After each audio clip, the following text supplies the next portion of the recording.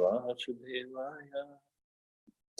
ओम नमो भगवते वासुदेवाय।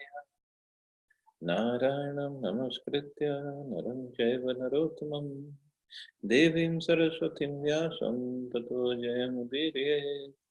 नष्टप्रायेषु भद्रेषु नित्यं भागवत सेवया भगवती उत्तम श्लोके भक्तिर्भवति नैष्टिकी. So today we'll start Bhagavatam, Srimad Bhagavatam, first canto, 10th chapter, departure of Lord Krishna for Dwarka. So finally he'll get to leave Hastinapur and go to Dwarka. Text 1. Shaunakuvacha hatva swarikta spridha atatayino dishtiru dharmam vritam varishtaha sahanuja prativardha bhojanaha katham pravrittah kim karshit tat. Shaunak Muni asked, after killing his enemies who desired to usurp his rightful inheritance, how did the greatest of all religious men, Maharaj Yudhishthira, assisted by his brothers, rule his subjects? Surely he could not freely enjoy his kingdoms with unrestricted consciousness. See, so surely he could not freely enjoy his kingdom with unrestricted consciousness. So the position of a king is of big responsibility. It's not just they can just eat, drink, and be merry because now they are the king for like these days the leaders do. They're the leaders for next 4 or 5 years. Now they can do whatever they want. But no, that wasn't the case earlier. Maharaj Yudhishthira was the greatest of all men of religion. Thus, he was not at all inclined to fight with his cousins for the sake of enjoying the kingdom. He fought for the right cause because the kingdom of Hastinapur was his rightful inheritance and his cousins wanted to usurp it for themselves. He fought, therefore, for the right cause under the guidance of Lord Shri Krishna. But he could not enjoy the results of his victory because his cousins were all killed in the fight. He therefore ruled over the kingdom as a matter of duty, assisted by his younger brothers. So this inquiry was important for Shaunak Rishi, who wanted to know about the behavior of Maharaj Yudhishthira when he was at ease to enjoy the kingdom. So still Maharaj Yudhishthira did not enjoy, he just ruled over as his duty. Text 2. Sutuvacha vansham kuror vanshadavagnirhritam sarohaitva bhavabhavano harihi Niveshayitva nijrajya ishvaro yudhishtiram pritmana bhavuha. Sud Goswami said, Lord Shri Krishna, the Supreme Personality of Godhead, who is the maintainer of the world, became pleased after re-establishing Maharaj Yudhishthira in his own kingdom and after restoring the Kuru dynasty, which had been exhausted by the bamboo fire of anger. The world is compared to a forest fire caused by the cohesion of bamboo bushes. Such a forest fire takes place automatically, for bamboo cohesion occurs without external cause. So why the world is again and again compared to bamboo bushes? Because in a field where all the bamboos grow, whenever there is some wind, the bamboos, they just rub against each other. And when they rub against each other, sometimes the fire is started. A spark is ignited and the fire is started on its own. Nobody has to light the fire. And when the fire starts, the whole bamboo forest gets burned down. Similarly, in the material world, the wrath of those who want to lord it over material nature interacts and the fire of war takes place, exhausting the unwanted population. So the bamboo sticks, they rub against each other and then the fire starts. So in the material world, what happens? What is the rubbing against each other? Is a desire to lord it over material nature. So when that rubs against each other, that I am better controller, I am better enjoyer, I want to enjoy more and you are not allowed to enjoy more. I can control more property in the material world. You can control only this much property. Whenever there is a competition like that, then Prabhupada says the fire of war takes place, exhausting the unwanted population. So this is what happens in the material world. And this war has been going on since forever. Because this desire to lord over the material nature will always be there. Just like today, I was listening to one lecture, not of ISKCON, but it was a wonderful lecture. And it was said that this competition, the desire in us to compete against others, this competition basically comes from the enviousness. This is the real cause of all the stress and tension in the world. Why? It is explained like that. Suppose I am going in my family with my family in my car from A city to B city, and my car can only go at this speed, at a given speed, say at 70 kilometers an hour, and it will go very comfortably. And I'm traveling at a comfortable speed, enjoying the scenery, enjoying the drive, enjoying the company of my family, and going from city A to city B. Another car just takes over me. That's a better car, and it's supposedly going at, say, 80 kilometers an hour. And again, they are enjoying in their car, the whole family, going from city A to city B. But looking at that car taking me over, I get into competition mode. Basically, that's because of envy. My car is not as good as his car, but I still have to show him I can still take over. So when I try to take over that car, and naturally I cannot because his car is better, but in the process, now I'm not enjoying the scenery, I'm not enjoying the drive, I'm not enjoying the time with my family, I'm not enjoying anything. All I have in my mind is how I can defeat him. That's all.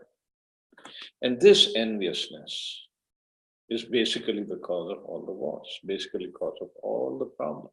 Because the guy who's going at 80 kilometers an hour in his car, he will very soon, he will encounter a person going at 90 kilometers an hour in a better car, and then he will become envious of him. So this is the whole problem. I could be easily going in my car because my capacity is this, not bothering about who is going ahead of me or who is lagging behind me. I can still enjoy, but people don't. And this is where the whole problem starts. And that's where the wars takes place. Such fires or wars take place and the Lord has nothing to do with them. It's all our doing. But because he wants to maintain his creation, he desires the mass of people to follow the right path of self-realization, which enables the living entities to enter into the kingdom of God. The Lord wants the suffering human beings to come back home, back to him, and cease to suffer the threefold material pangs.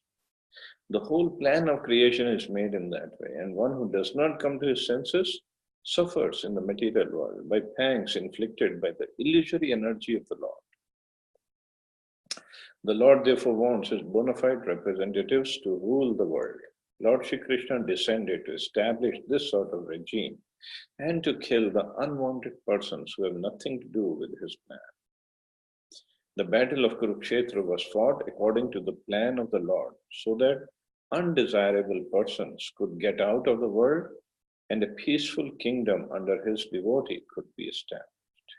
So the whole plan of Krishna was, just like in Gita he says, Dharma Sansthapanarthaya Sambhavami Yuge Yuge. And some acharyas have explained, when Krishna says in Gita, Dharma Sansthapanarthaya, to establish religion, actually he also means Dharma Raj Sansthapanarthaya, means to establish Yudhishthira Maharaj on the throne. That was the reason he appeared.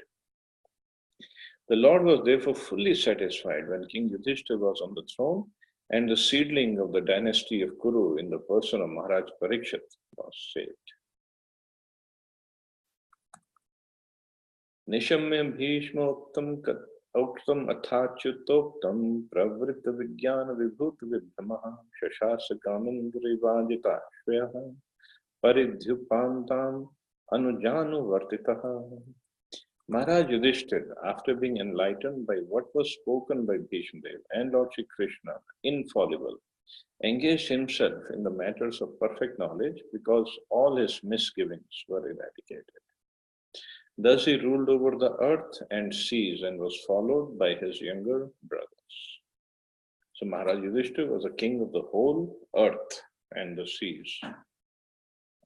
All his misgivings were eradicated by the instructions of Bhishma Dev and Krishna. Then Prabhupada talks about how Yudhishthira Maharaj was a right king who could be on the throne.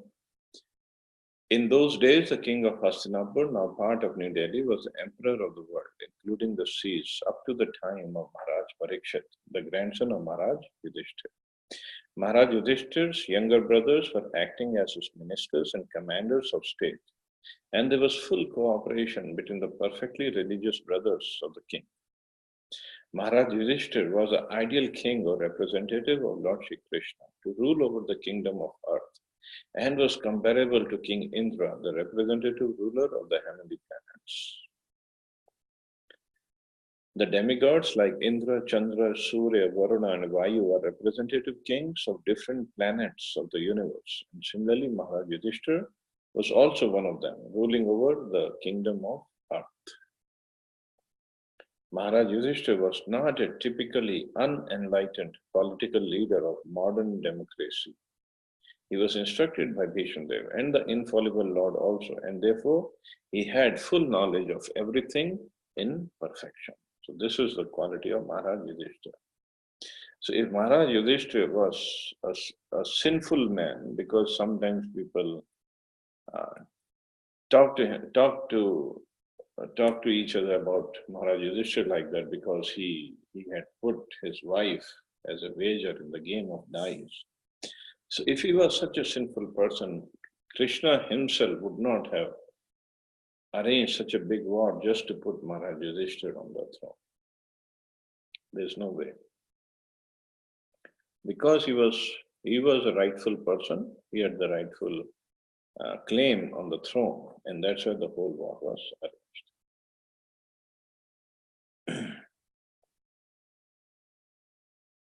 So, but Maharaj Yudhishthira, he did so many things for his people. I mean, later on you will see. So the executive head must be a trained person like Maharaj Yudhishthira, and he must have full autocratic power to rule over the world.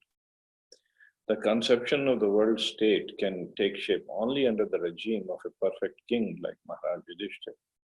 The world was happy in those days because there were kings like Maharaj Yudhishthira to rule over the world. And look at what, during his kingdom, what was the state of the whole world. Kamam vavarsha parjanya sarakam dudamahi sishichu sma vrajan gava payasodhasvatir muda. During the reign of Maharaj Yudhishthira, the clouds showered all the water that people needed, and the earth produced all the necessities of man in profusion. Due to its fatty milk bag and cheerful attitude, the cows used to moisten the grazing ground with milk. Amazing.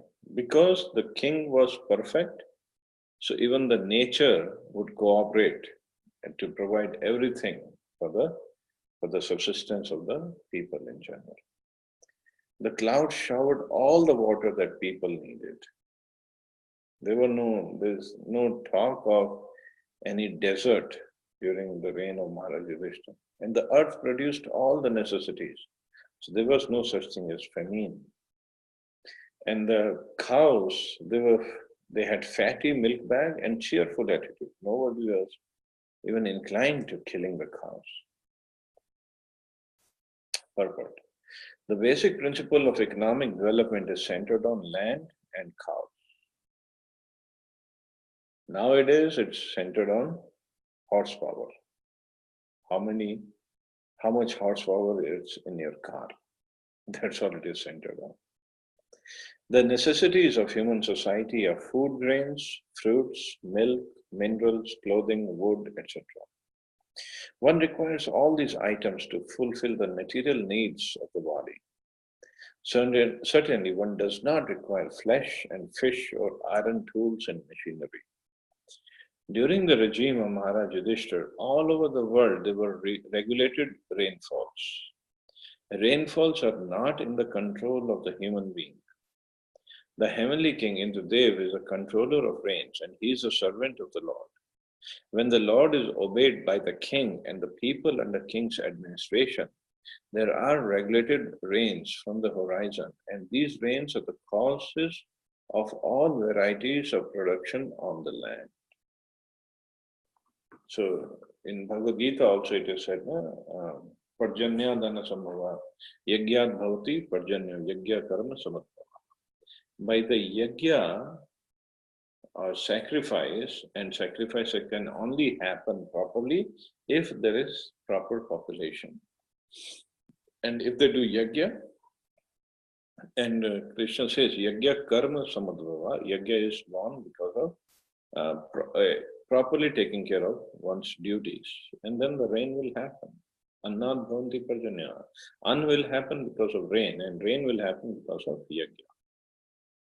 Not because of if we plant so many trees or something like that. Because somebody asked like this, and Prabhupada, then why does it rain on an ocean?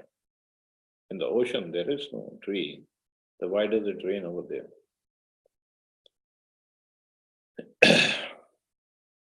Not only do regulated rain help ample production of grains and fruits, but when they combine with astronomical influences, there is ample production of valuable stones and pearls.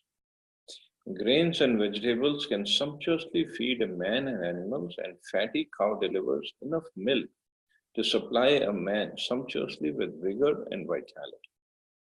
If there is enough milk, enough grain, enough fruit, enough cotton, enough silk, and enough jewels, why do people need economic development in the shape of tools and machines? That's why Prabhupada always goes back to Vedic culture. That was the best culture, best time. Can tools and machines supply vigor and vitality to men and animals? No way. Can machinery produce grain, fruit, and milk, or jewels and silk? Are jewels and silk, along with varieties of foodstuff prepared with ghee, grain, milk, and fruits, not sufficient for man's pure, luxurious, and healthy life? If that was the standard of luxury in the previous days, how much land one has, how many cows one has, how much ghee and grain and milk and fruits one has, not how many cars one has. Then what's the need of an artificial luxury life of cinemas, cars, radio, flesh, and hotels? Has this civilization produced anything more than the doggish mentality of quarreling individually and nationally? Has this civilization enhanced the cause of equality and fraternity by sending thousands of men into a hellish factory and the war fields at the whims of a particular man? So this is what happens when we live in the artificial civilization of nuts and bolts and the machinery and other stuff that we live upon these days. It is said here that the cows used to moisten the pasturing land with milk because the milk bags were fatty and the animals were joyful. Do they not require, therefore, proper protection for a joyful life by being fed with a sufficient quantity of grass in the field? Why should men kill cows for their selfish purposes?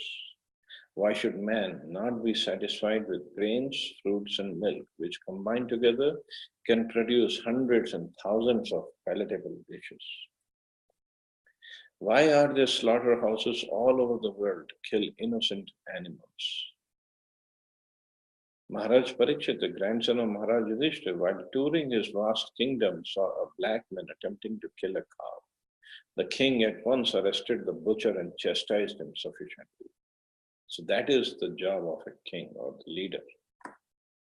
But these days, their job is basically to protect their power, protect their seat somehow or other. Therefore, in contrast with the modern, advanced, civilized form of government and autocracy like Maharaj Yudhishthira is by far superior to a so-called democracy in which the animals are killed and a man less than an animal is allowed to cast votes for another less than animal man.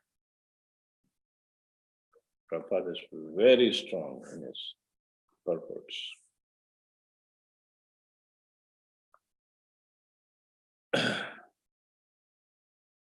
Next verse. Nadya samudra girya savanaspati virudha palanti oshadhaya sarva kamam anvitu tasya vayam. The rivers, oceans, hills, mountains, forests, creepers, and active drugs, and in every season paid their tax quota to the king in profusion. Since Maharaj Yudhishthira was under the protection of the Ajita, the infallible Lord, as I mentioned, the properties of the Lord, namely the rivers, oceans, hills, forests, etc., were all pleased and they used to supply their respective quota of taxes to the king. So taxes, even the oceans pay taxes, the rivers pay taxes, hills, mountains, they all pay taxes to the king. In whatever way they have to bring about proper production. The secret to success is to take refuge under the protection of the Supreme Lord. Without his sanction, nothing can be possible. To make economic development by our own endeavors on the strength of tools and machinery is not all. The sanction of the Supreme Lord must be there. Otherwise, despite all instrumental arrangements, everything will be unsuccessful. The ultimate cause of success is the Deva, the Supreme. Kings like Maharaj Yudhishthira knew perfectly well that the king is the agent of the Supreme Lord to look after the welfare of the mass of people. Actually, the state belongs to the Supreme Lord. The rivers, oceans, forests, hills, drugs, etc. are not creations of man. They're all creations of the Supreme Lord. And the living being is allowed to make use of the property of the Lord for the service of the Lord. So that is the right mood to serve and to enjoy. Today's slogan is everything is for the people, by the people, of the people. But that's not true. Actually, it should be for the Lord. But to produce a new species of humanity at the present moment on the basis of philosophy and religion, justice and peace, God consciousness and the perfection of human life, in short, the ideology of godly communism, the world has to again follow in the footsteps of kings like Maharaj Yudhishthira or Maharaj Parikshit.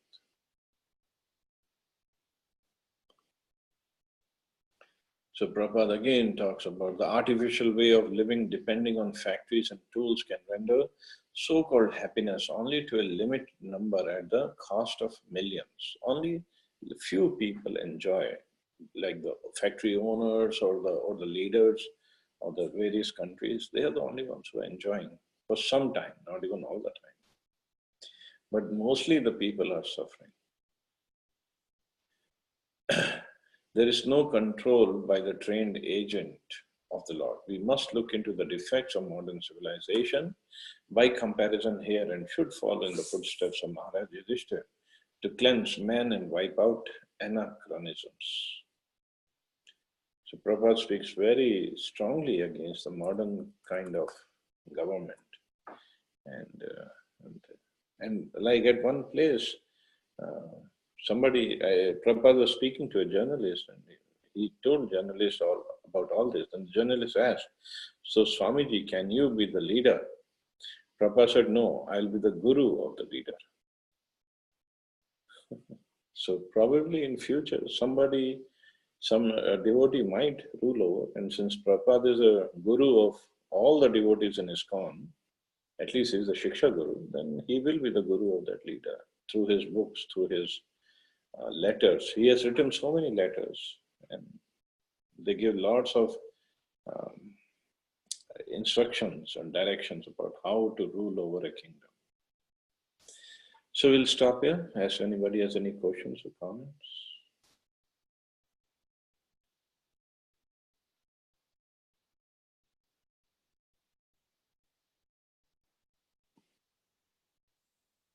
Yeah, morning, Vidyaprabhuji. I started late today.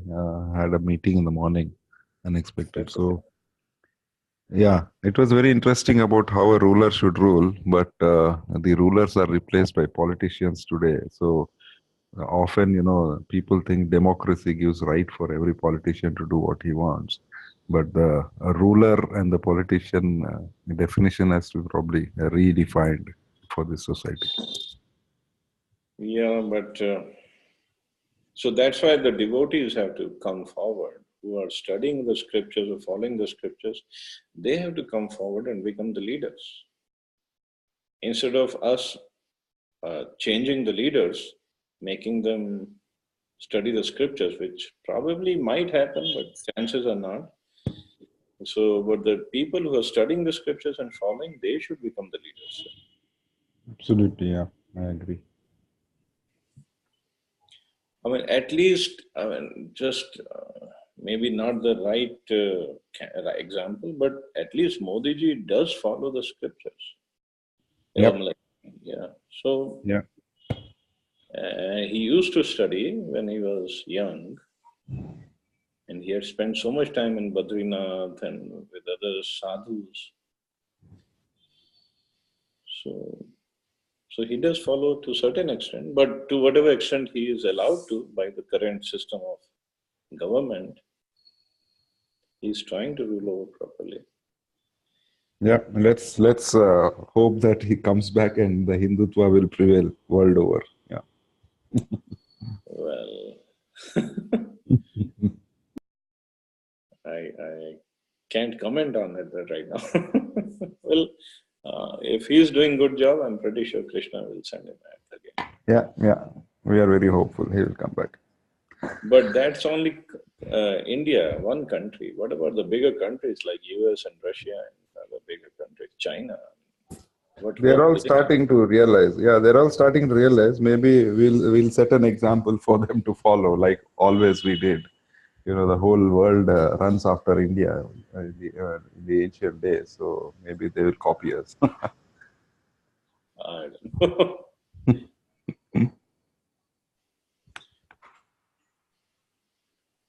So anybody else? Any questions or comments?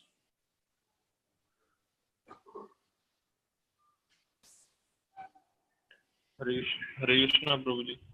Hare Krishna, Prabhu. Prabhuji, I missed on the reason for rain in the sea.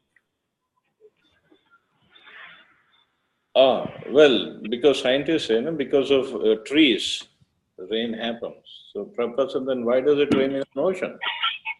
There are no trees there. So then the question is, why does it rain on an ocean? Because the Varun Dev, who's in charge of oceans, he's doing his duties properly. That's it. Yajna karma samudhrapa. And of course, the creatures of the ocean, they don't have any karma because they are under the direction of nature. So they're not human beings. So they don't have any karma. So the Varun Dev, because Varun Dev takes care of his karma, his duties properly. So that's why it rains over there. Is that okay? Yeah. Thank you, Prabhuji. Yes. Thank you, Prabhu. Okay, so we shall stop here. You all have a wonderful day. Hare Krishna. Jai Srila Prabhupada. Hare Krishna. Prabhuji. Hare